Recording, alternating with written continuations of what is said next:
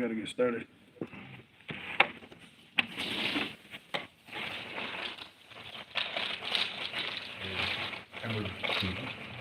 He's gonna go to the bathroom first.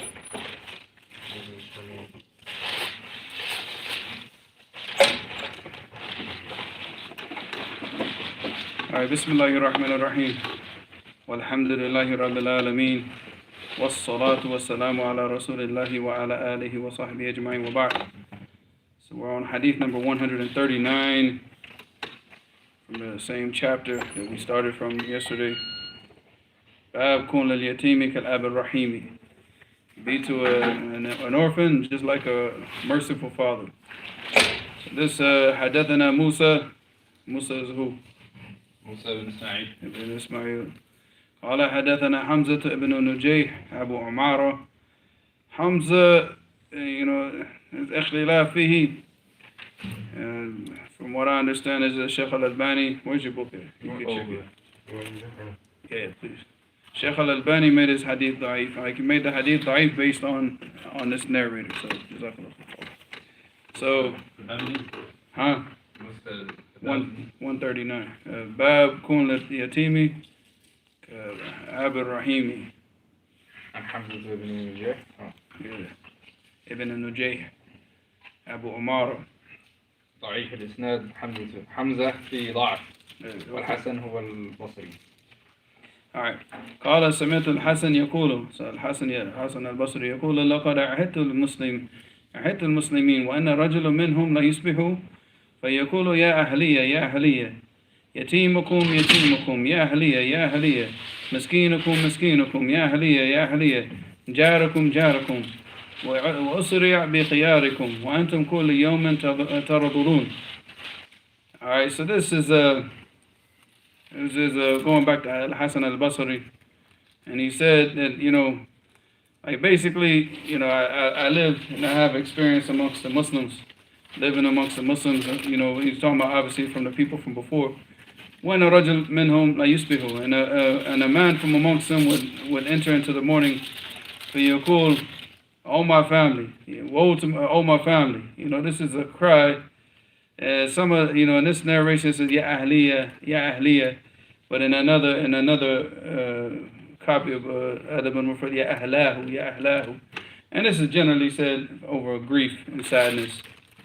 All right, yatimukum, he says, oh your family, the family, your orphans, ya ahliya, oh your family, miskinukum. The poor from amongst you, ya ahliya. And this goes to show you that this was their concern, and this is what he's talking about. That the people from before, this was their concern.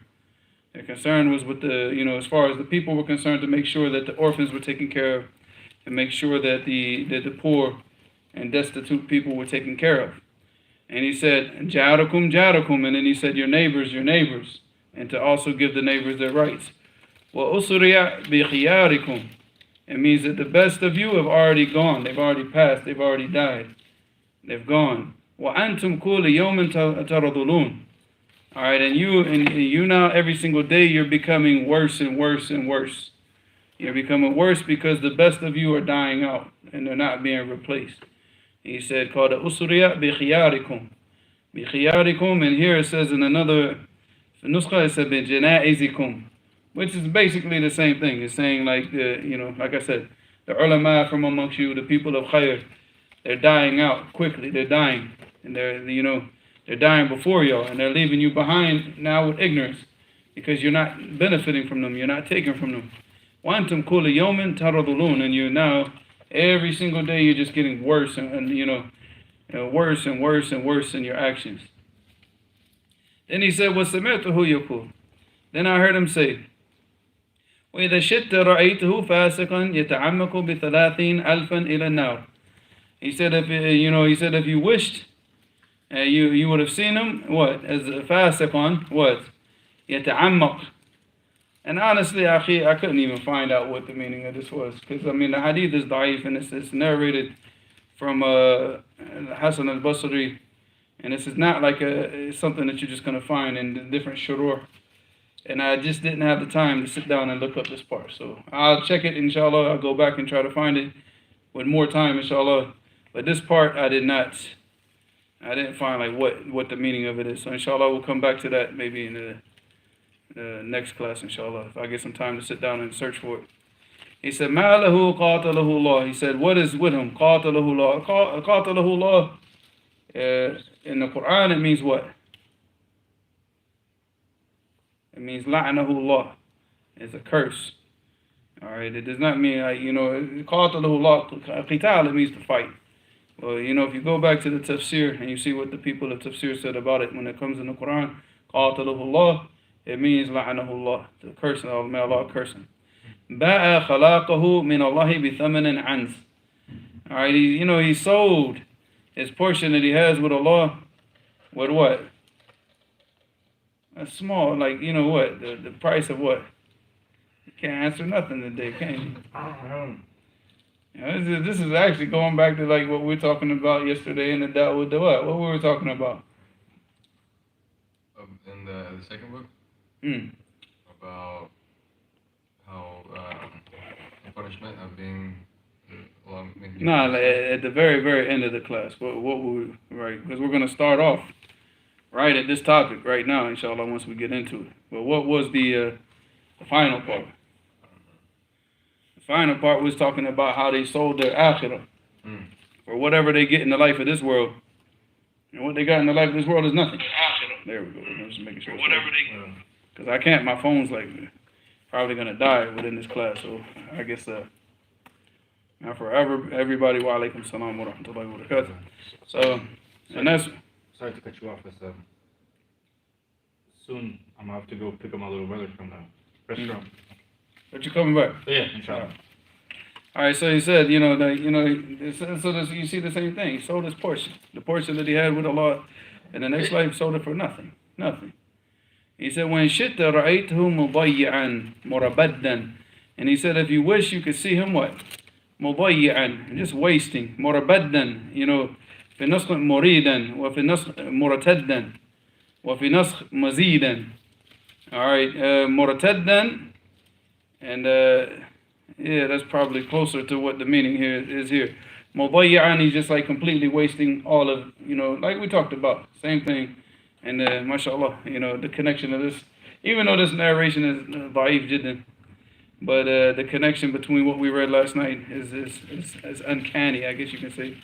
And he wasted all of this, wasted everything that he had for what? Fi sabili shaitan, in the path of what? Shaitan. La wa'ida lahu min nafsihi wa la min an-nas.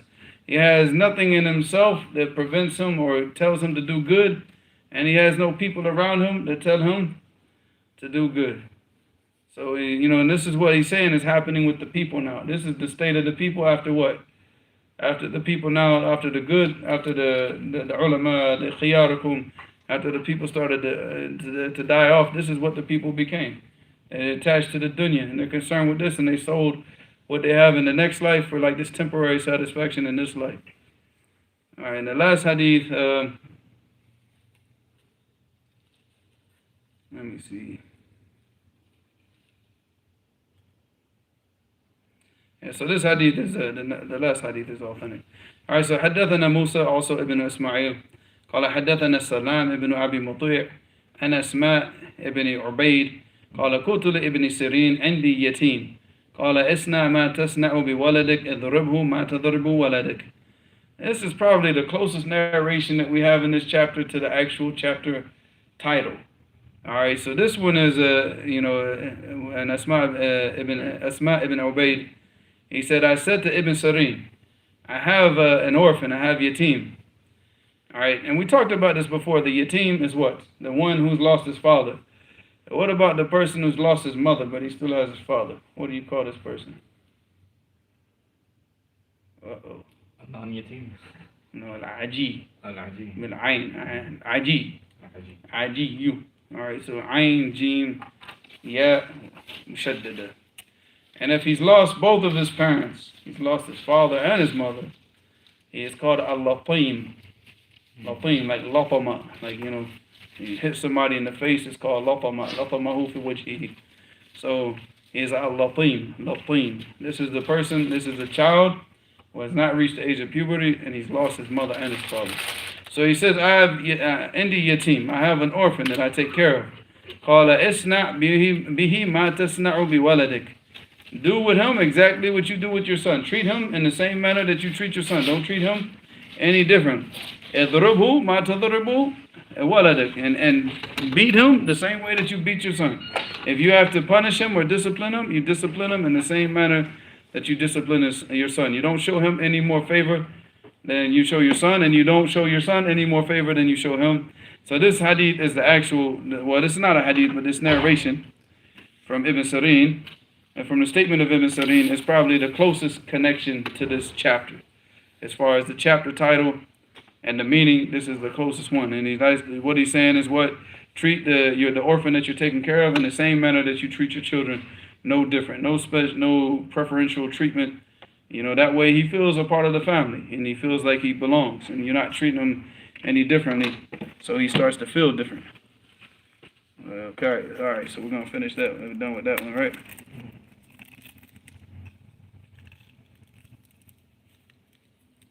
So you're not treating him. Now, all I get to do is drink my Pepsi right now, while my burger sits somewhere. Where is it? Oh, it's right here. Oh, it's there.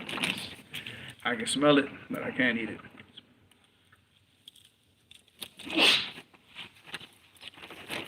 The pain and suffering that we have to go through. Latim, yeah, you're correct. Hamid, yeah. No, without the Hamza. You with the yeah. All right, so the last thing is the yeah, not the Hamza. You latimun. All right. So yeah, yatim, he lost his father. Aji, he lost his mother. Latim, Allahumma musta'an. Is it true that the Prophet said sallallahu alaihi wasallam about the Khawarij, "Aynama wajadtumuhum faqtuluhum"? Yeah. And that isn't. But that's when they're in the state of khuruj. Not when they're not doing anything. Like, you don't just run around just killing Khawarij. When they make khuruj, kill them. And then the Prophet ﷺ said, إِذَا بَقِيتُ فِيكُمْ لَقَتَلْتُمْ قَتْلَ عَادٍ. He said, if I were to stay amongst you, I will kill them in the manner that Allah destroyed Ad, like just wipe them all out. Completely destroy them. That way there'll never be a fitna for the people. Yeah. That's the Prophet ﷺ said he would kill them in that manner. That's why they don't like to be called Khawarij. When you call them Khawarij, they start experiencing their monthly cycle, You have to go get them some tampons, because they start running around crying like a bunch of little menstruating women, akhi. Allahumma musta'an. They don't like to be called that because of that, because they know what the Prophet ﷺ commanded. But this is in the state of their khuruj. Only in Khuruj, right? Yeah, because they're still Muslims.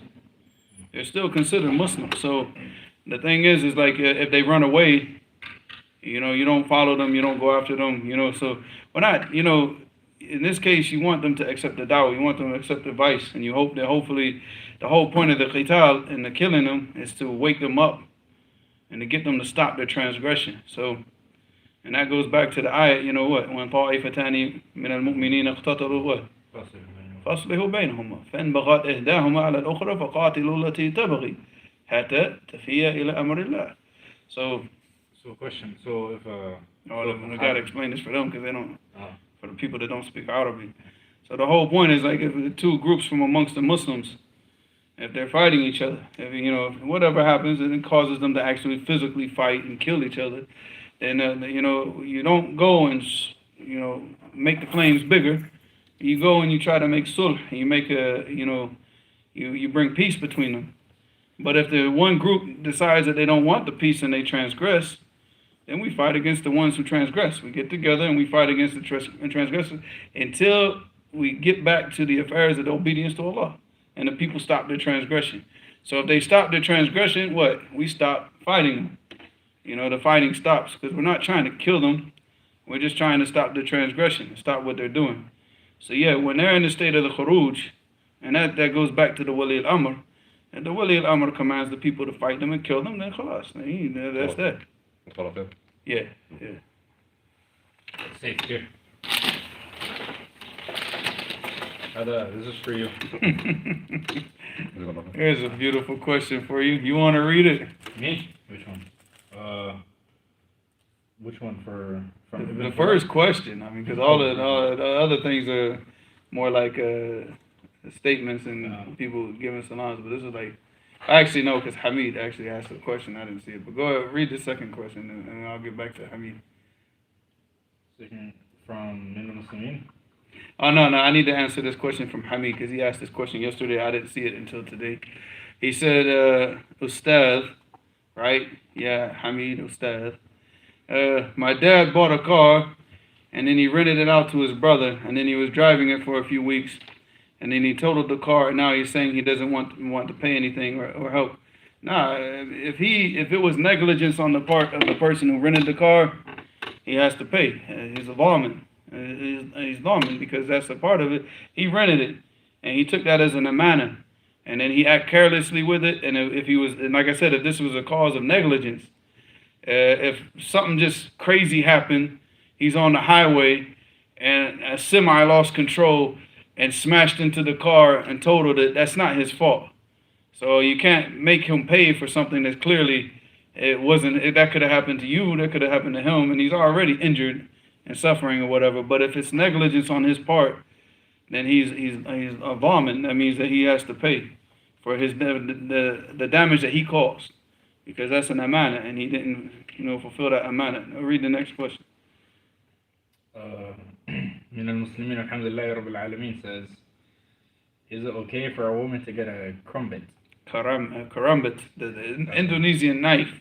The Indonesian knife. Who was it that had the knife? Look it up. Sulaim.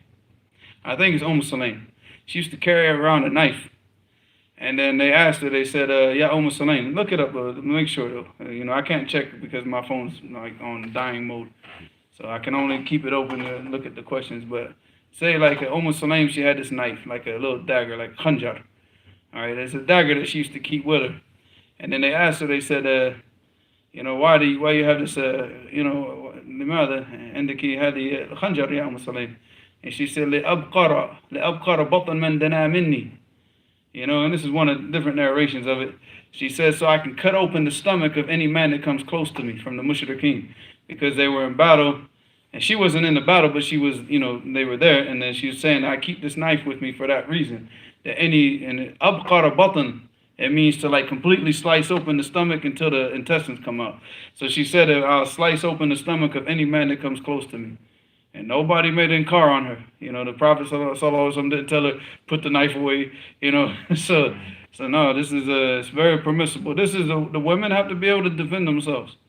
If the woman's able to own a gun, pistol, and she can keep it with her, she's got like a license to carry it and keep it concealed. She goes and gets training on this, then khalas, that's good. She's got a knife, she's got a gun, anything, because the problem is, see, the women are more exposed than the men. And this is what we keep talking about, right? Because whenever something happens, the women, they still go out their houses with hijabs and jilbabs, and even these like liberal Muslim girls, they still go out with their little pink hijabs and tight jeans, right? But they still have the hijab on, right? But there's still some type of recognition of she's a Muslimah. Whereas the men, they shave their beards, they wear a Michael Jackson t-shirt and some tight jeans, and then and then they go out and they change their name from Samir to Sam and Abdurrahman to John, and they start to change their names and hide their identity. But they force the woman to go out. Like, they're too much of a coward to go out with their identity as a Muslim. Why? Because they're scared of these kuffar. But at the same time, what do? They make it mandatory that the woman goes out with this identity and puts her in danger. So since the men are too much of cowards and they send the women out like that, and they're too scared to express their own Islamic identity, they want to, dress like, like some, I keep about to say that gay word again, man. Oh. That F word is like, like something out of a music video. Like, this is how he wants to dress. Then khalas. Then the woman, she needs to have something that she can defend herself with. She has a pistol. She has a karambit or any type of good quality knife. Pepper spray gun, because now they got the guns, they shoot the pepper spray balls now. Whatever you have at your means and disposal to make sure that you can defend yourself, alhamdulillah, that's good, that's a ni'mah, that's beautiful. Yeah, women need to do it because the men ain't not doing it for them. Send them out like that and put them in danger. Then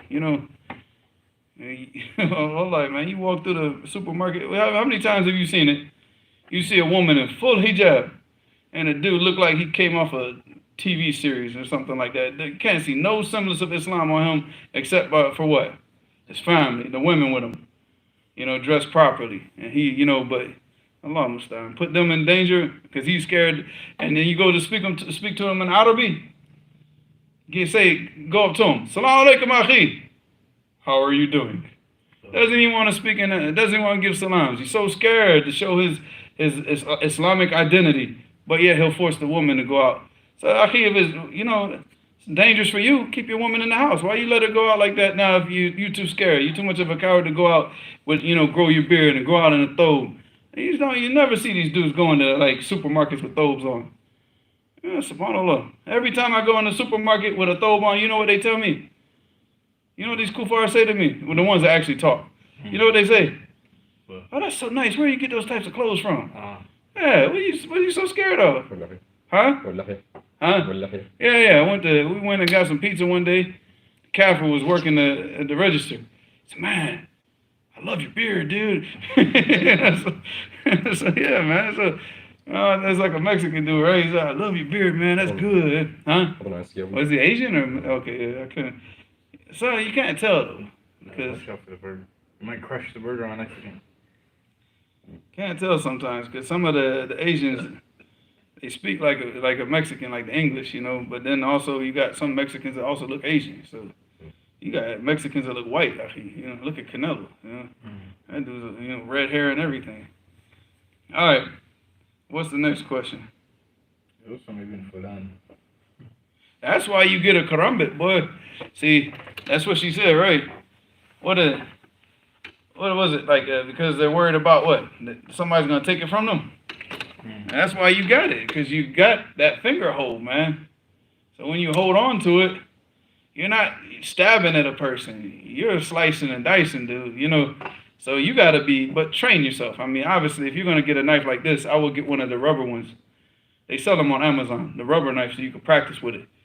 Because, there's videos online. You could go find videos online where people are like playing around with it and they just slice the ham right open. And I laugh, I'm laughing. I'm like, you're so stupid. You are exactly the reason why. Like serious people just laugh at people. It's like it's just stupidity, man. But this is it's kind of that's the whole point of having it. That's why I like this better than the regular knife because of why. Yeah, it's hard to I'm more worried about the blade, falling like breaking or something like that. And then that's what I'm saying. This is what makes this better because the person can't even see it in your hand, and the way that it slices, they won't even feel it at first. And so you would just go up and just like that. If you just slicing real fast, they think that you swung and missed until what? Yeah, that blood's gonna start dripping from his cheek because it's just gonna rip it right open. And he's gonna be like, "Ha, you missed." And I missed. Maybe you might want to go look in your mirror, dude. But, huh? عميل يسألك من وين حصله؟ إيش؟ عميل يسألك من وين يشتريه؟ We got them from Amazon. Amazon, all these knives you can find them on Amazon now. Malik says, please be advised. What's that? Malik says, please be advised. Please be advised for what? Now about when you were talking about the knife. The pulling of a knife or a knife being pulled on you means that both people will get cut. Yeah. No, I mean, yeah, of course, you pulling that thing out when you're what? When you're in danger. You don't just go snatching that thing out on innocent people. Like, when you feel like, when that alarm starts going off, danger, danger, danger, But keep in mind, too, that the majority of people have guns. So, but, what we have to deal with here in California, obviously, most of the times, as Abdul Malik knows, it's just dudes, just drug addicts, just stupid people that are out, they're not in their right minds anyway. So. Speaking about I seen one of his inmates all the way on Belmont when I was on my way to work. So I was like, wait a minute, I know who you are. You might not be one of the inmates anymore. No, it wasn't. Oh, maybe. Yeah, pepper spray is good, But I wouldn't use pepper spray a lot because it's windy, man. If it gets windy, Oh, right on. yeah, you better have a strong test it before you get into like a situation where you have to pull something out and use it. Put on some goggles, go outside on a windy day, and spray it at something. Test it out because Blowing back at you.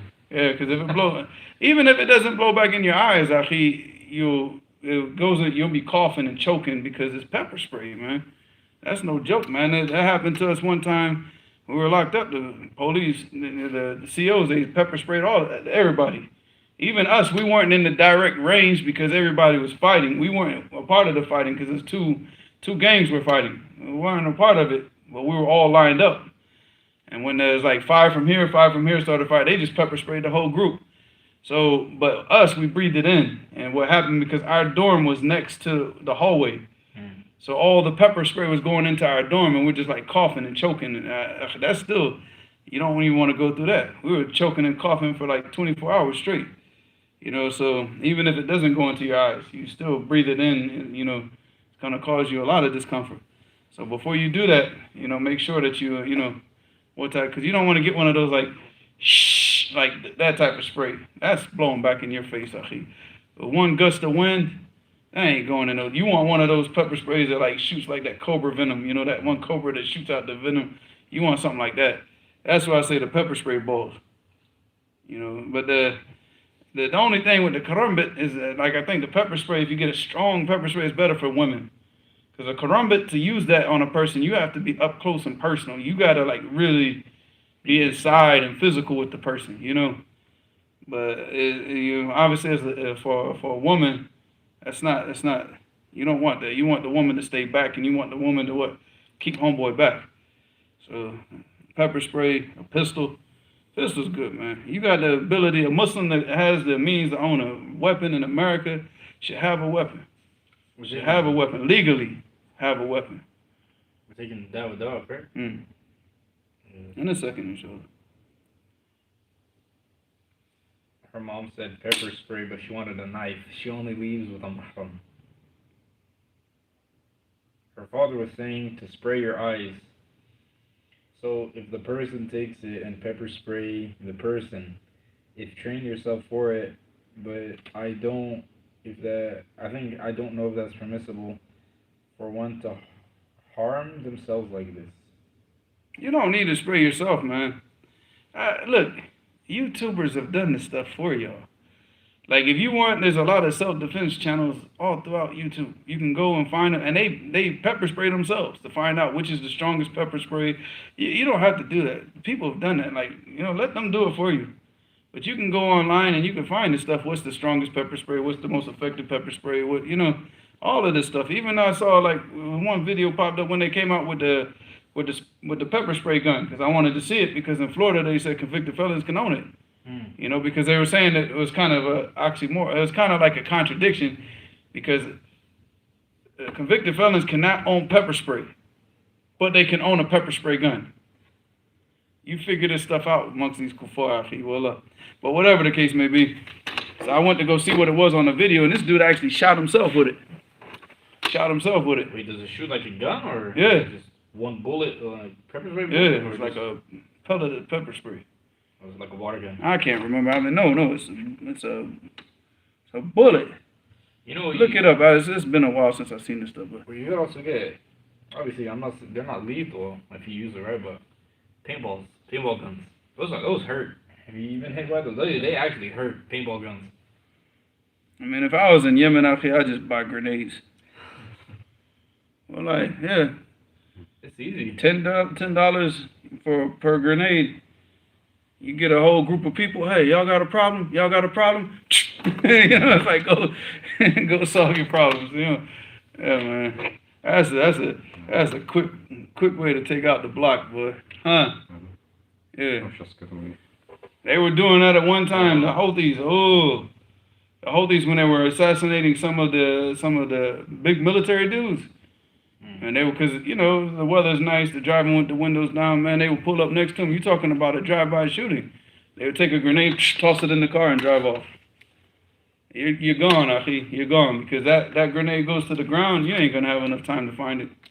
They toss the grenade right in the car, gone. You know, or they'll be on a motorcycle. They'll just pull up next to it and drop it right in the car.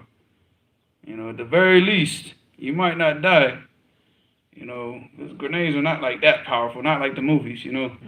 But you'll have shrapnel all throughout your body. You're going to be in pain for a long time if you don't die.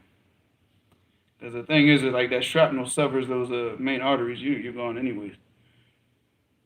I remember I was. But hold on, Abdul Malik, 21-year-old, all males in our community should get gun. No doubt, they should get gun license and training on how to use the gun properly. Everything legal, not doing none of that stupid menace to society stuff.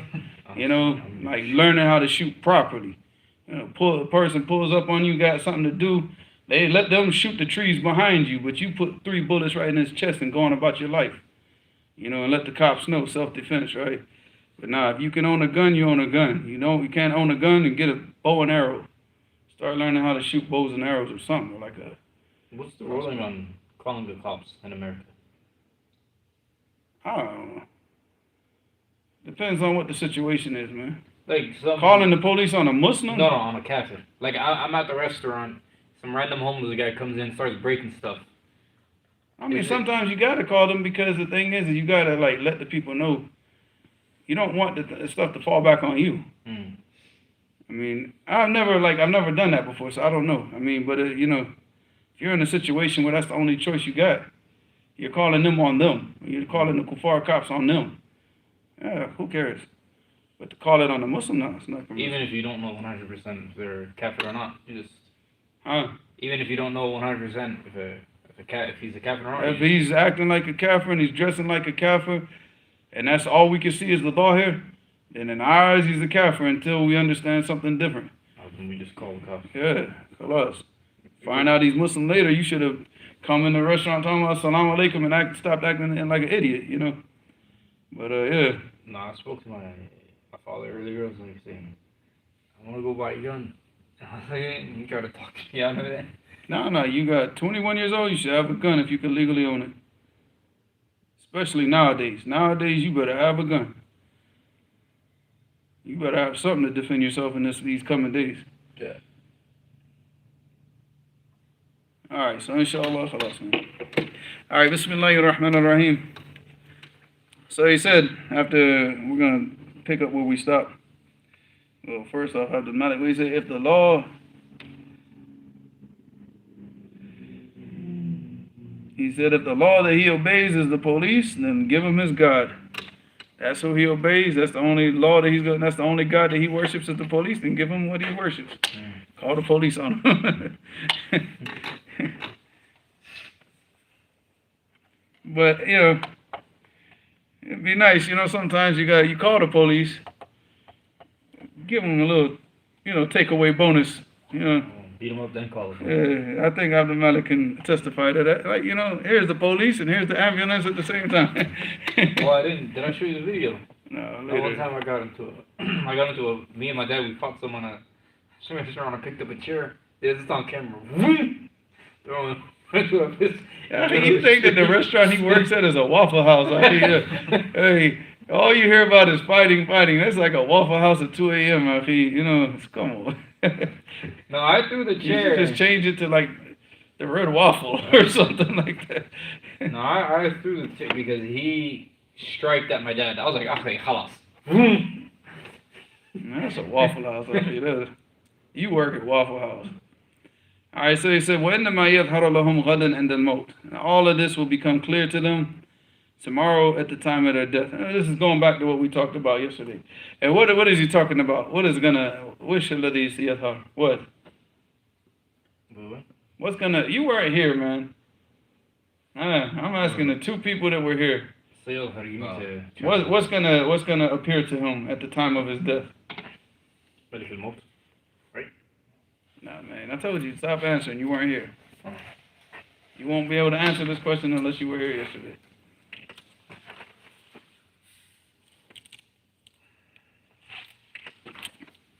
Anything, Seifu? No, because you were falling asleep yesterday. the business deal that he undertook. He sold the life of the next world for this petty piece of garbage, the life of this world. And now he doesn't understand how he's been cheated and deceived in this transaction, but it's going to become apparent to him at the time of his death that he messed up. He messed up, like he got cheated. But he cheated himself because he accepted that transaction. In fact, he went out looking for that transaction. So he said, وَإِنَّمَا يَظْهَرُ لَهُمْ غَدًا عِنْدَ الْمَوْتِ. So it becomes apparent to them tomorrow at the time of their death. وَيَظْهَرُ هَذَا كُلُّ الظُّهُورِ يَوْمَ الْتَغَابُنِ. And he said, and this will become clear to them, very clear, like crystal clear to them, on the day that they're going to be held accountable for their sins on the day. Taghabun is another day for what? The day of judgment. And what does Taghabun doesn't mean the deprivation? Because it has to do with this part, like, that they deceived themselves. And now they got to answer for that. What they answer for all their sins in this deception that they lived in. He said, يَوْمَ يَظْهَرُ لِلْعَبْدِ أَنَّهُ غُبٍ. This is the day that it becomes clear to the servant that he's been cheated in his transaction. And his contract that he took with himself. Because he's responsible.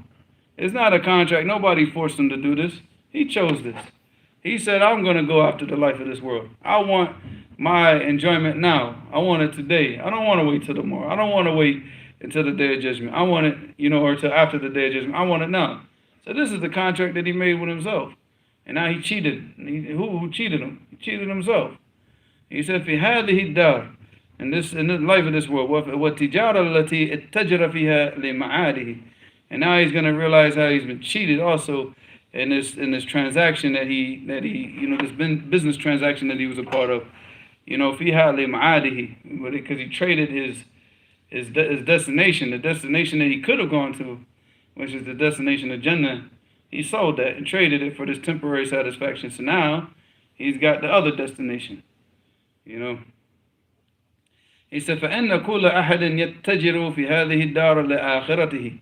And he said, and every single person is what? Is in the same type of transaction all the time with the next life, with his next life, every day. And the Prophet ﷺ said this. What did he say? What's the hadith? The end of the hadith. You don't have to give me the whole entire hadith. Anybody? Any answers? Something that the Prophet ﷺ said. We talked about this hadith, mentioned it quite a few times. And if I've said it in the khutbah, probably more than once. Say the first word. If I say the first word, I'm going to go ahead and say the whole thing and watch you slap your head. كل الناس يغدو فباعي نفسه فمعتقها وموبقها. All of the people that go out early in the day, باعي نفسه, he's selling himself. Either he's selling himself for the Jannah, for in the obedience of Allah subhanahu wa ta'ala, or he's selling himself for what? The disobedience of Allah, the obedience to his desires. For mu'tiquha. Mu'tiquha, it means he's going to set himself free. Set himself free from this world. Set himself free from the shackles of desires and everything that comes with like this life. And he's going to, be from the people of Jannah. So he's free from this dunya. Al mubiquha, which is what? Or he's selling himself for his own destruction. His own destruction. And everybody sets out every day because you're faced with this every single day that you step out of your house. Are you going to obey Allah and live for the next life? Or are you going to disobey Allah, obey your desires, obey shaitan, and live for the life of this world? Every single day that you step out of your house, you're either going towards your freedom, or going towards your destruction. Going towards your destruction. Allah Musta'an. He said, and that's what he's saying here. He said, فَإِنَّ كُلَّ أَحَدٍ يَتَّجِرُ فِي هَذِهِ الدُّنْيَا لِآخِرَتِهِ.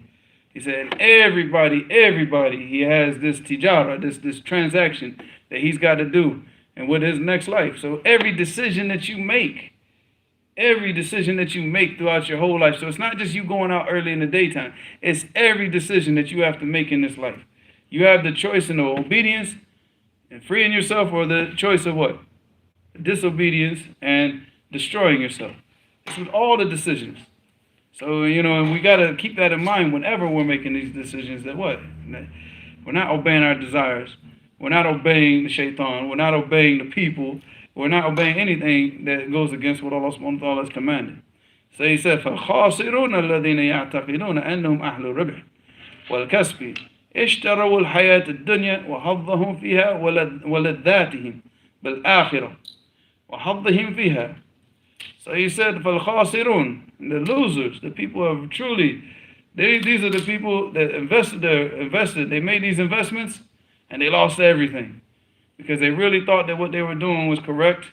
They invested all their time, all their energy, all their life, all their wealth, everything that they had for what? This temporary satisfaction. So those are the khasirun. He said, فَالْخَاسِرُونَ الَّذِينَ يَعْتَقِدُونَ, they're the ones that believe. أَنَّهُمْ أَهْلُ رَبْحٍ, they think that they're the ones that are really benefiting. They're the ones that are getting, they're the ones that are making a benefit, out of this transaction that they're in.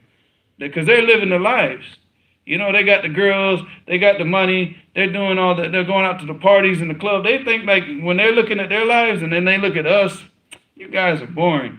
Y'all just sit up in the masjid talking about hadathana all day long. We're out here having fun, we're enjoying us. They look at their lives, they think that we got it. We're the ones that are making the profit. We're the ones that are profiting off our lives. We're the ones that are getting it. And he said that they're the ones that think that they're the people of profit. Well, they're the ones that are making it, right? اشتروا الحياة الدنيا, they bought the life of this world. وحظهم فيها, and they bought all their, everything that's portioned for them in the life of this world. وَلَذَّاتِهِمْ, and all their pleasures, all that they desired. بِالْآخِرَةِ, they sold it, and they bought the life of this world, and they left off what they're going to get in the next life, for the life of this world. وَحَظِّهِمْ فِيهَا, and they left off their portion, what they would have had in the next life, in Jannah, had they obeyed Allah subhanahu wa ta'ala. They chose the what? Let me get this now. I want this now. I want this enjoyment now. فَأَذْهَبُوا طَيِّبَاتِهِمْ فِي حَيَاتِهِمُ الدُّنْيَا. So all the good that they had, all the opportunities and all the chances they had to be obedient to Allah subhanahu wa ta'ala and do righteous actions, they wasted it. And it all left. At the time of their death, what? Got nothing to show for. Nothing to show for. وَاسْتَمْتَعُوا بِهَا, and they enjoyed themselves in the life of this world. وَرَضُوا بِهَا, and they were pleased with the life of this world. وَطَمَعَنُّوا إِلَيْهَا, and they were comfortable living in the life of this world. They don't want to leave it. Because they got everything that they wanted here. So why they want to go? But the believer, no, he's like, he's trying to get more and more to what? Prepare for the next life. He's ready to go. He's ready to go. As soon as, if he knew that he was going to Jannah right now, you think that he would want to live another day on this earth? If an angel, like imagine an angel, you came to you and said, right now, you take your soul right now and you go to Jannah. Would you want to spend another day? If you do, what? Something's wrong with your heart, that you're attached to the life of this world. You should be ready to go. And you buy, hey man, I'm ready to go. What about my family? Bring them with us. You're like, y'all come along. Let's go. Let's leave. Let's go enjoy ourselves. What we wasting our lives here for? Abdul Malik said, let's go. Allah Muslim. So he said, وَرَضُوا بِهَا وَطُمَأَنُّوا إِلَيْهَا وَكَانَ سَعْيُهُمْ لِتَحْصِيلِهَا. So all of the things that they set out, all of their energy and everything that they did was to do what? Get something from the life of this world. That's it. All of it. That's all of, they set out early in the morning just for this purpose. And worked until late into the night. For what? For this purpose. فَبَاعُوا وَاشْتَرَوْا وَاتَّجَرُوا, and they sold and they bought and they, they did all these different transactions. وَبَاعُوا آجِلًا بِعَاجِلٍ, and they sold what's to come later, because they didn't have the patience for what? For the ajil. They wanted what they could get now, the desires and the pleasures now, and they sold what's to come later. He said, بِعَاجِلٍ وَنَسِيَّةً بِالنَّقْدِ, and they sold, and the nasiyah is the money that you get later for the money that you can get what? No. Right now. They said, put the money in my hand now. I don't care about the money that comes later. I want the money now.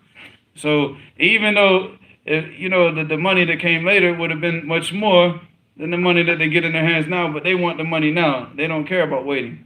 They can't wait, right? He said, "Well, ghaiban binajis," and he said, "What? And that which is unseen and that which is not present, binajis, and the najis is in the man yakun al mal yad bid yad." So it said, "Now I want the money right, the transaction hand by hand. I want the money right now. I don't care about the money that you have in your house or what something I can't see. I want the money that I can see." He said, وَقَالُوا هَذَا هُوَ الْحَزْمُ. And then they said that this is it. This is what it's about. This is what we're doing, the way that we're doing it, the way we're going about our dunya. This is the way to be. We're getting it now. And this is what the kuffar, you see, this is what they tell you to do, right? Go out and get it now. Do it now, right? They also say YOLO. You know what that means? I have no idea what YOLO means. YOLO, and this is a statement of kufr. YOLO means you only live once. Like, hey, go to the club, go get that girl, YOLO. Well, I mean, you do only live once, but their purpose of saying that is a different purpose. Like go enjoy yourself. They mean like there is no life after death. Like what? They're trying to say there's no day of judgment, there's no hisab, there's no adab. It's just this world. Well, when they die, they're gonna find out the truth. He said, وَيَقُولُ أَحَدَهُمَا, and this is a poem, a part of a poem. He said, خُذْ مَا تَرَاهُ وَدَعْ شَيْئًا سَمِعْتَ بِهِ. He said, take what you see and leave off that which you heard about. And this is the poem. He said this in the poem. He said, خُذْ مَا تَرَاهُ وَدَعْ شَيْئًا سَمِعْتَ بِهِ. This is how they live their life, with this attitude. What did you hear about? You heard about Jannah. You heard about all the blessings that you come in the next life. These are the things that you heard about. But خُذْ مَا تَرَاهُ. Take what you see, all of the stuff in the life of this world, and leave off that which you heard about. This is their attitude.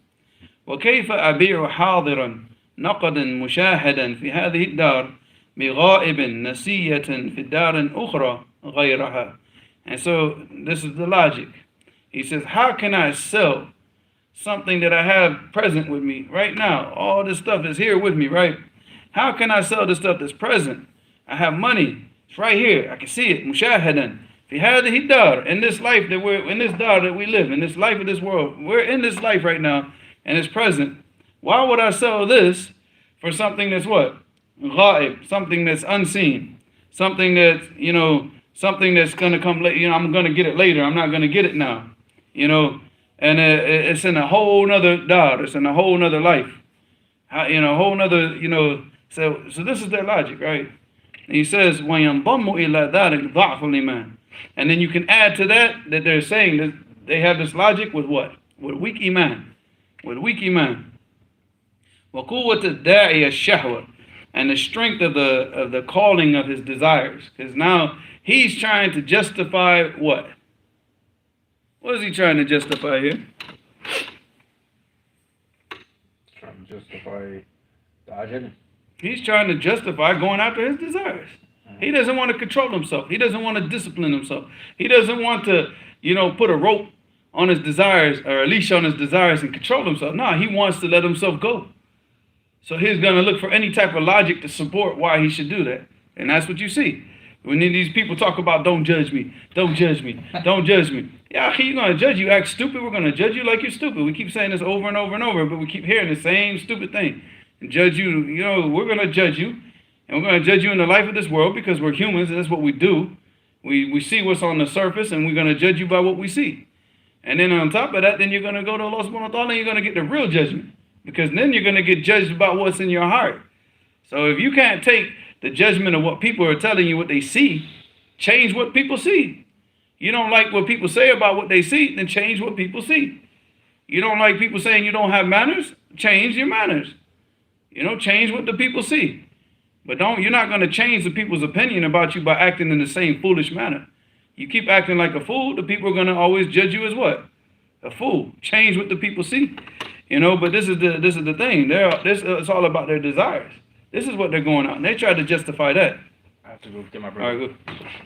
All right, good. So they got that caller of desires just calling them to do this. He said, well, muhabbatul ajila. And that they love to have something what? They love to have it now. They don't want to wait. So because of this, all of these factors together, that they want the present, they want the thing that they can see. They got the wiki man, they got the calling of the desires just calling them and they have this love in their heart for like, I want something now. I don't want to wait. I don't have the patience. He said, "What tashabbuhu bi bani al-jins," and he said, and then they just act, and they have the similarity to what? The people around them. You know, so they're just gonna act like you see. So you see, like here, you got the Muslims. You know, the biggest problem with the Muslims is what? They leave off their akhirah to do what? To act like the people and to be similar to the people around them. You know, they don't want to obey Allah because, again, we're just talking about this, right? Because they're too scared. They don't want to, like, show that. So they change their names, they change their clothing, they try to listen to music, they try to show anything to these kuffar, like, hey, we're just like y'all. Nah, a Muslim is not like no kafir. No, there's no way that a Muslim practicing his deen is anything like a kafir. Anything like any of these kuffar. You know, they do what they do, and we do what we do. And we're not going to act like them, and they're definitely not going to act like us, are they? Ain't no kafir running around wearing a thobe trying to, I just want to, dress like a Muslim. Even in Muslim countries, do you see a kafir running around in a thobe? Have you seen that? Yeah? You've seen it. I didn't see it, man. I've seen all these kuffar, they come in pants and a shirt. It's not sure, man. Huh? Sounds like sure. Yeah, they'll do it for like, social media or something like that, but they're not doing it out of respect for the Muslims or trying to like impersonate the culture or nothing like that. But you see the Muslims will lie, they're quick to like dress like a kafir, act like a kafir, haircut like a kafir, speech like a kafir. So do what? For what? Is this worth like selling you, the next life for? Khalas. Let the people say whatever they want to say about us. I don't care. Like what they say will lie. That's nothing. I don't care what they say. So he said, فَأَكْثَرَ الْخَلْقِ فِي هَذِهِ التِّجَارَةِ الْخَاسِرَةِ.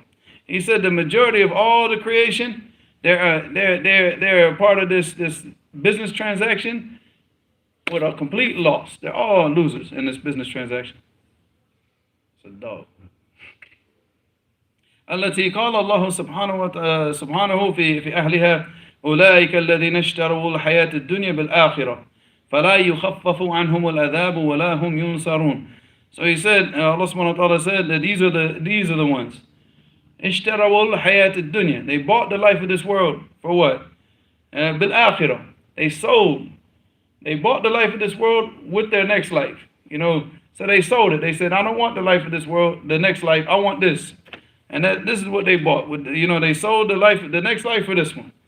All right, and he said, فَلَا يُخَفَّفُ عَنْهُمُ الْعَذَابِ. And the punishment for them when they after they have to stand up on the day of judgment and be held accountable for their sins, that the punishment will never be lightened. فَلَا يُخَفَّفُ عَنْهُمُ الْعَذَابِ. Like the punishment will never be made light for them. All right, they're just getting like this severe torment. وَلَا هُمْ يُنصَرُونَ. And they're finding nobody to come to their assistance and aid. They live their life for this dunya. But then who's going to stand up and support them on the day of judgment? Who? Wallahi, his own mother won't even support him. His own mother, his own father will like leave him and say, no, save us, destroy him. His own mother. So who's going to stand up and give him support on that day? Nobody. He said after that, he said, وَقَالَ فِيهِمْ فَمَا رَبِحَتْ تِجَارَتُهُمْ وَمَا كَانُوا مُحْتَدِينَ. And they profited nothing in this tijara. This whole selling the next life or the life of this world, they profited nothing in this transaction. وَمَا كَانُوا مُحْتَدِينَ. And they were not guided. They were not guided in this transaction. Like this transaction, they undertook it with what? With misguidance and stupidity and foolishness and ignorance, thinking that they're going to actually get something, and they got nothing. I'm trying to see what's going on here.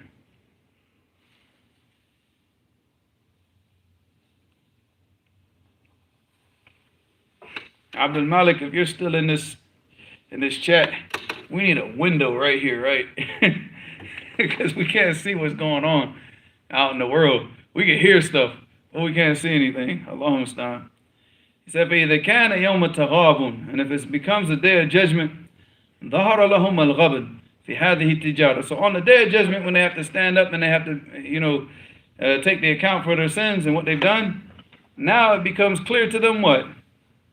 That they've been deceived in their transaction. They deceived themselves. فَتَتَقَطَّعُ عَلَيْهِمْ النُّفُوسِ حَسَرَاتٍ. And their souls on this day are going to be like, they're going to be ripping their soul, like their self apart with all the remorse and nadama and hasara, like this is the, what's the word in English I'm looking for? Remorse and grief, sadness, like this, all this that they're going to feel because they know now, oh, whoa, I done messed up. I done messed up, huh? Regret, yeah, regret's a good word. Jazakallah khair. So regret, remorse, and all the sadness that they're going to feel because now they know that they done messed up. They chose the wrong direction. You know, they wanted it now, they got it now. And now what they got? Nothing. He said, وَأَمَّا الرَّابِحُونَ. And he said, as far as the people who profit. Now, who are the people that profit? Who are the people that profit? Who didn't sell their akhirah for the dunya. Yeah, these are the people that live their life for the akhirah. All right, these are not the people that made that mistake. He said, وَأَمَّا الرَّابِحُونَ. He said, as for the people who profit, فَإِنَّهُمْ بَاعُوا فَانِيًا بِبَاقٍ. Pay attention to this. He said they sold what? بَاعُوا فَانِيًا بِبَاقٍ. What does that mean? Faniyan, it means what? It's going to come to an end.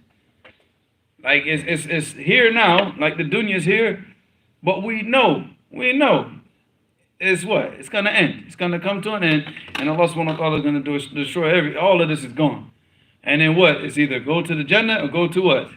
The hellfire. So faniyan is because what? It's going to come to an end. It's going to become nothing. Like it's going to cease to exist. All right. Bibaq. All right, so they're selling the thing that they know is going to cease to exist to purchase the thing that what? They know that's going to remain, which is the Jannah. They know like that's everlasting. Khalas, that, you can't lose with that one, right? But you know that you're struggling for the life of this world, and you know, if you ask any Muslim, what's going to happen to the life of this world? What is going to happen to it? It'll all be destroyed. So what do you care? What do you care about, like, building all these buildings and all these companies and all this stuff? What do you care? And even if you were just an educated person, Akhi, show me one tajir that you've ever read about, a tajir, a businessman. Show me a businessman that you've ever read about in the history books. Have you ever read any history book? Anybody that's read a lot of autobiographies or biographies about great people of the past, whether they be Muslim or kuffar, have you ever read about a businessman? No, right. In the Quran, we know about one person, which is Qarun, but that was to teach us a lesson to not take that path, right? Qarun was a rich person, but, you see what happened to him. But that was to teach the people a lesson that, don't take that path. But other than that, you don't see anything positive. You don't see, oh, yeah, this guy was a great tajir and all this. No. It doesn't exist in history books. The history books are full of people that were like, it was either knowledge or it was war, battles, things like that. But it's not. Where the business? Where the guys with all the wealth? So even if you look at it from that perspective, it makes no sense to even put your to strive for dunya. People who go after the dunya, they don't make it to the history books. Now, and then you look at the next life and look at the akhirah, and look at this now. So the rabihun are the people that truly profit, are the people that what? They know that this life is coming to an end. And there's no point. Why am I going to waste my time trying to build something here? Then what? And I know that it's going to come to an end. So this is the aql.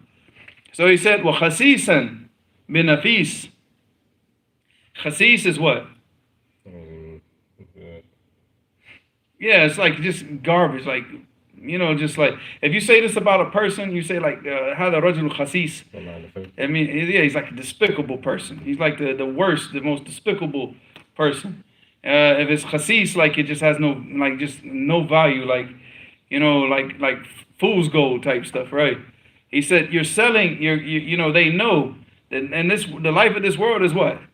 The khasis, right? And what is the nafis? Nafis, it means what? Something that's very valuable. Something that's very, very, very valuable. So he said that, they're doing what? Ba'u khasisan binafis. That they sold the despicable garbage that has no value to get the most valuable thing, which is to get into Jannah. He said, wa haqiran bi'azim. Haqir is what? I don't know,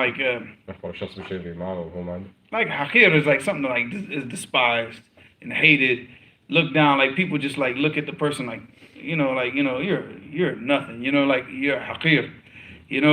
And that's the life of this world. And this is the way that we should look at the life of this world as something like just, something hated, despised. It's like it's ibtila. We have to do what we have to do. We're here. So let's please Allah subhanahu wa ta'ala and just hurry up and let's just make our time here go quickly in the obedience of Allah subhanahu wa ta'ala so we can get to that destination that we're trying to get. But we look at this life of this world as like this haqir, it's nothing. It's like despicable. He said bi'azim. So he sold the despicable, which is the life of this world, for the azim, for the great one, for the great life, the great in the next life. He said, وَقَالُوا, and then they said, مَا مِقْدَارُ هَذِهِ الدُّنْيَا مِنْ أَوَّلِهَا إِلَى آخِرَهَا. What is the value? What does this life have from the beginning, from the very beginning, from the very creation of this earth, all the way to the very end? What is in it? What do you get from it? What does it have? He said, حَتَّى النَّبِيعَ حَظَّنَا مِنَ اللَّهِ تَعَالَى وَدَارَ الْآخِرَ بِهَا. So imagine if you were to have every single thing from the beginning of this world to the end of this world, all the gold and all the everything, what would that amount to as far as just, would you sell that for Jannah? Or would you sell Jannah to get this in the life of this world? From the beginning to the end, like what's the value of it in comparison to Jannah? So actually, this is nothing. This is nothing because like we said, everything that you have, it goes. You have a car, beautiful car, nice car, fancy car that you spent hundreds of thousands of dollars on, and then it starts breaking down. You still got to upkeep it. You still got to take care of it. Still causes you stress. Gas prices go up, and you still get nothing in this life of this world is ever going to make you happy. It's always going to come with something that's going to stress you out. You get a nice house, you still got to pay taxes on it. You still got to take care of it. If you don't take care of the house, what happens? It starts looking like Nightmare on Elm Street, right? So you have to everything has upkeep, maintenance, and everything. And that costs money. It costs money to maintain. So the more money that you spend to get these things, the more money that you have to keep spending to maintain them, the more it stresses you out. So you see, everything in the life of this world means nothing. Nothing. All of the possessions of it from the beginning of time to the end of time. What is it? In comparison to anything in the akhirah. Subhanallah. So he said after that, he said, حتى نبيع أن حظنا من الله تعالى ودار الآخرة بها فكيف ينال العبد منها في هذا الزمن القصير. And he said, and how can a servant get anything from it in this small period of time that we have? الذي هو في الحقيقة كغفوة حلم. Ghafwa is like let me get to that. So he said, how can we get anything? How can a servant get anything in the life of this short life that we have, in this small period of time that we have? And he said, and it's just like and the reality of the life of this world in comparison to the akhirah, it's like like a dream that you have in a state of al-ghafwa. Al-ghafwa is what?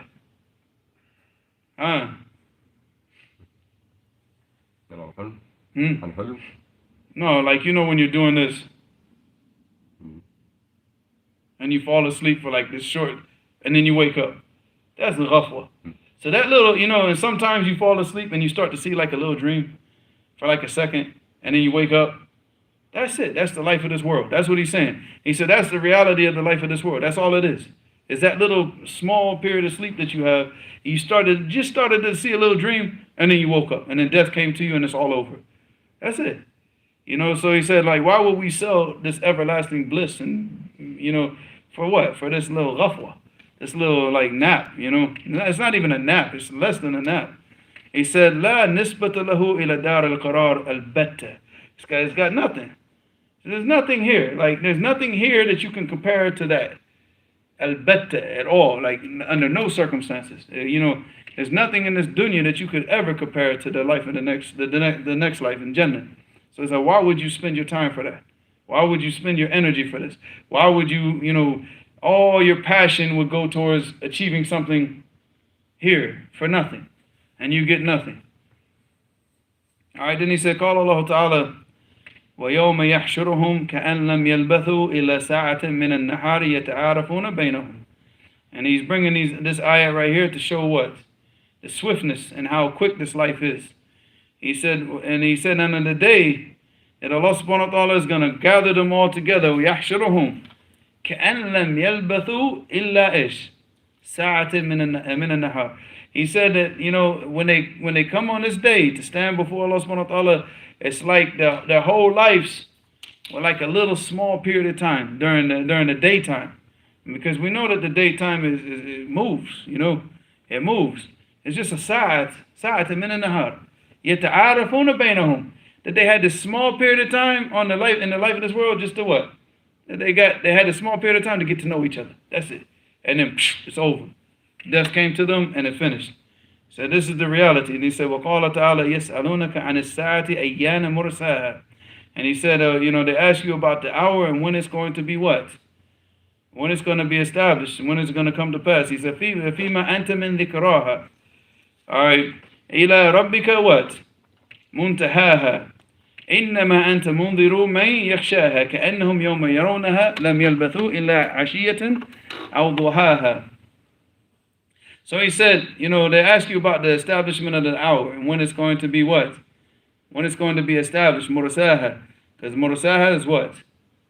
Like an anchor, like when you anchor something down, like when it's gonna come, and and be established. He said, "Fima anta min dhikraha." The thing that you what? The thing that you're mentioning to us. When is this gonna happen? Ila rabbika muntahaha. What? And it's to your Lord is the end.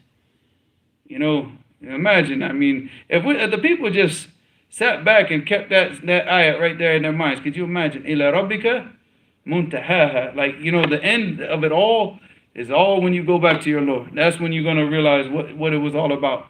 Did you really utilize your time in the life of this world, or did you just waste it going after possessions in this life? He said, إِنَّمَا أَنْتَ مُنْذِرُ مَنْ يَخْشَاهَا. And he said, you are the warner. He said, إِنَّمَا, and we talked about this word before. إِنَّمَا, you feel the ish? Al-hasr wal-qasr. It means like this is what you are only a warner for the person. مَنْ يَخْشَاهَا. For the one who what?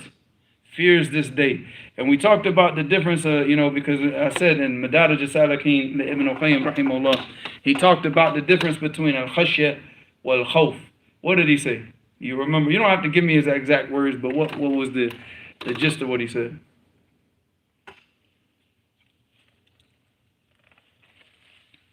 Because they both mean fear, right?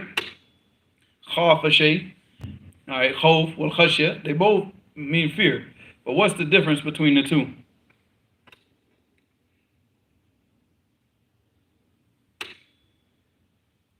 He said, I'll give you what I believe, if I remember correctly, are his exact words. He said, Al-khashya akhassu min al-khawf. فإن الخشية للعلماء بالله. قال الله تعالى إنما يخشى الله من عباده العلماء. فهي خوف مقرون بالمعرفة. Yeah, that's what he said. Inshallah. You can go back and check Madarij al-Salikin when he talked about the difference between al-khawf and al-khashya. He said al-khashya akhassu min al-khawf. It's more specific. Like khawf is just fear. All right? Fear in a general sense. But al-khashya is what?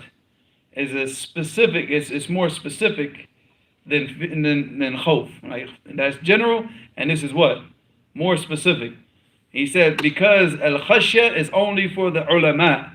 It's for the people that have knowledge of this deen. He said, because the average person who doesn't really know, he doesn't read hadith, he doesn't read tafsir, he doesn't study his deen, how is he going to have, he can't have this khashya in his heart. Because this is fear, and he'll explain it in a minute. He said this is only for the ulama. And Allah subhanahu wa ta'ala said, إِنَّمَا يَخْشَى اللَّهَ min ibadihi al-ulama. He said the only ones that have this khashya, this real fear of Allah subhanahu wa ta'ala, are his servants, the ulama, the scholars, the people of knowledge of this deen. He said, فَهِيَ خَوْفٌ. He said, then it's fear. مَقْرُونٌ. It's connected with what? بِالْمَعْرِفَةِ, with knowledge, with understanding. It's not just fear like you fear a lion, but it's fear because you read the Quran and you know what Allah subhanahu wa ta'ala has promised for the people that disobey him. So you say, look man, I don't want to be from those people because I know what Allah subhanahu wa ta'ala does to those people. And you read what Allah subhanahu wa ta'ala gives to the people who obey him. And you say, you know what, I want to be from those people. So now how can I be from those people? How can you got the, you got what the people that Allah subhanahu wa ta'ala mentioned, which is Nabiyyin, wa Siddiqeen, wa Shuhada'i, wa Salihin. Now obviously we can't be from the Anbiya, but we can be from what? As-Siddiqeen. We can be from the what? Shuhada'i, and we can be, which is the Siddiqeen, are the people of truthfulness. And what do we mean by truthfulness? It means that they just speak the truth. And they're truthful in their words and they're truthful in their actions. That even what they say, they do. Like their actions and their talk, they all agree. They all line up together in obedience to Allah. So these are the Siddiqun, right? Well, and then after that, he said, well, Shuhada. The Shuhada are the people that died in the path of Allah. Or, whether, fighting in the path of Allah. And he said, wish? Siddiqeen wa Shuhada'i wa as-Salihin. And these are the righteous people. These are the righteous people. So we can at least be from one of those last three, right? But you got to go and you got to find out how. How can I be from these people? You read through the Sunnah. You read through the life, you read through the life of the Prophet sallallahu alaihi wasallam. You read through the lives and the biographies of the Sahaba. You read through the biographies of the Tabi'een and the Atba' Tabi'een and the Salaf. The Salaf that came before us. And you see how they took this deen, how they understood this deen, how they implemented this deen. And we go and we take that same path. We take the same path so we can be from amongst them. So, but that's what he's saying. That Allah subhanahu wa ta'ala is saying, إِنَّمَا أَنْتَ مُنْذِرُ مَنْ يَخْشَاهَا. You're only a warner for those people. The people of knowledge. The people who fear Allah subhanahu wa ta'ala with what? With knowledge. And you got to find every way to make sure that you are one of those people. Because you're the person. And when you're a person of knowledge and a person with an understanding of the deen, then you're the person who's going to heed the warning. The other people are not going to listen. People, you can sit there, you can get up on that minbar, and you can shout and yell until what? Until you lose your voice and until you get a headache. But what? The people, they ain't going to do it. They ain't going to do it. Khalas. Because it's not there. It's not in their hearts. The warning and the people that truly heed the warning are the people of knowledge, the people that are trying to live their lives to please Allah. He said, إِنَّمَا أَنْتَ مُنْذِرُ مَنْ يَخْشَاهَا كَأَنَّهُمْ يَوْمَ يَرَوْنَهَا. He said they're like, كَأَنَّهُمْ يَوْمَ يَرَوْنَهَا. When they see this day, and when they see the day of judgment, he said it's like they, لَمْ يَلْبَثُوا, that they did not spend any time on this earth, إِلَّا عَشِيَّةً أَوْ ضُحَاهَا, like a small portion of the night or a small portion of duha. What is a duha? That's the part of the day when the camels, when they used to be on the when they're like sitting on the sand and the sun starts to hit and the sand starts to get hot and then they stand up. That's the time of duha. That's the so.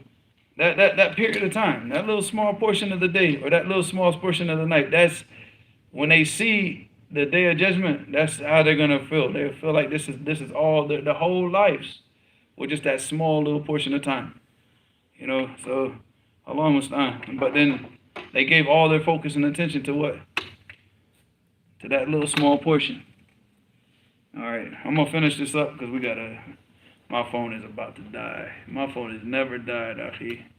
This is going to be a first time. Yeah, so Jakarta said, feel the heat of the sun. Yeah, that's correct. That's when the camels stand up, yeah, from the heat of the sun. All right, so after that, Allah subhanahu wa ta'ala said, this is going to be the last ayah, inshallah. He said, وَقَالَ تَعَالَى كَمْ لَبِثْتُمْ فِي الْأَرْضِ عَدَدَ سَنِينَ قَالُوا لَبِثْنَا يَوْمًا بَعْضَ يَوْمٍ فَاسْأَلِ الْعَادِينَ قال إن لبثتم إلا قليلا لو أنكم كنتم تعلمون.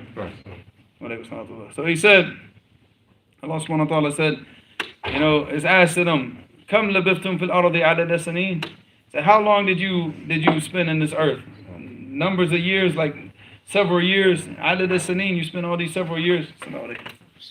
You spent all these several years in the earth. He said, "Call." What do you think their response is? Qalu. Can somebody go ahead? Yeah, go ahead. Go to your line now, since you already missed everything anyway. So he said, "Qalu labithna yawman aw ba'da yawmin." He said, we're only on the earth for like a day or a part of a day. This is what they're gonna say, even though they might have lived 80 years on the earth, right? But what? Should have told them to go call it down there. That's loud, ain't it? It's louder in here probably than it is outside. Alright. So he said, فَاسْأَلِ الْعَادِينَ. Go ask the people who keep count. Go ask them how long we served. He said, because they're telling you what they felt. Felt like what? Just a day or a part of a day. That's it. Their whole lives. He said, قَالَ إِلَّا بِفْتُمْ إِلَّا قَلِيلًا. Said, you only, stayed around in the earth for what? A small period of time. And he used the verb what? Labitha. And labitha, it shows what? That their time that they spent was a small time. You don't use like, labithtu fi hadhi Medina khamsat ashar sana. No. Labitha is used for what? Small periods of time. So even here he's using their whole stay in the earth with what? This verb labitha. And he said, فَقَالَ أَن لَبِثْتُمْ إِلَّا قَلِيلًا. You only stayed a small period of time. لَوْ أَنَّكُمْ كُنْتُمْ تَعْلَمُونَ. If only you understood, if only you knew this. But if only you know this now. And they're not until like what? Until you stand up on the day of judgment and then you realize the reality of what you wasted. And that's like one of the most beautiful books that a person can get. I mean, one of the many great books that a person can get is a book written by Ibn Hibban. It's called Rawdatul Uqala. Rawdatul Uqala. If you can find this book by Ibn Hibban, get this book. What is this book called? What is the meaning? What is this about? What do you think it's about?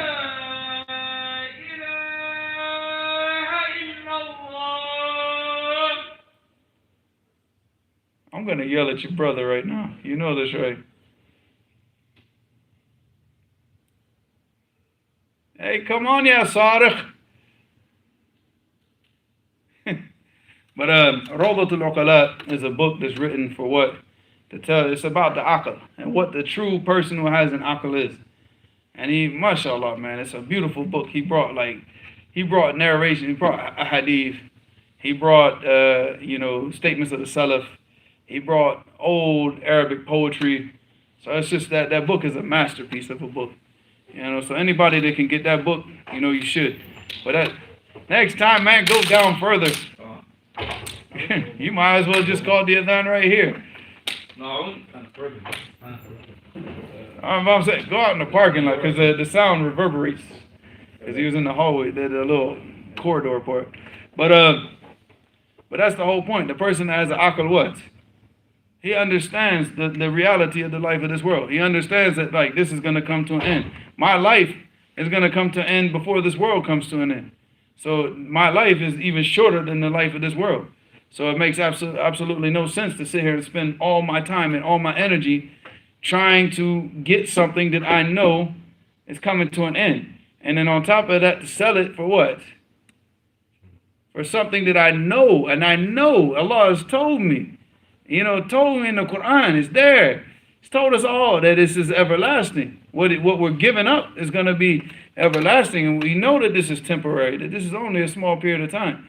So the person who has an aql, he has aql, is that what? He knows he's going to strive and put all his energy for what he knows is going to bring about benefit and bring about, like his everlasting enjoyment and not go for this temporary deception.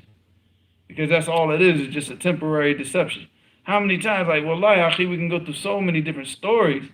Foods that, I remember when I used to sit in Yemen and we would be starving, akhi. And I think about all the foods that we used to eat in America. Now I'm back in America and guess what? I get to eat all those foods that we used to think about in Yemen. And guess what happens now? All those foods make me sick, akhi. Every time that I start eating them, I start getting like allergies and I'm hachu all over the place. And you go to my house, man, 15 times in the morning you hear Alhamdulillah, Yarhamakullah, Yahdikumullah, Yuslihu Balakum, like all day long after I ate this food. You lose all your energy, you get sick, you don't feel well, then you don't want to do anything, you get lazy. So we see now that this is a deception. You know, but that's one little aspect of it. That's the whole, all of this. It's all deception, akhi. It's all deception, akhi. And it's not even worth giving up, like, wallahi, a grain of sand of the akhirah. Wallahi, everything in this dunya is not even worth a grain of sand of the akhirah. Nothing. It's not even worth that. Not worth giving it up for nothing. So inshallah, we'll end this here, inshallah. I can't see your questions. I'm sorry, because my phone, like you see, it's all black now, so I can see it, but I have to like look very closely. But we're gonna pray and get going, inshallah.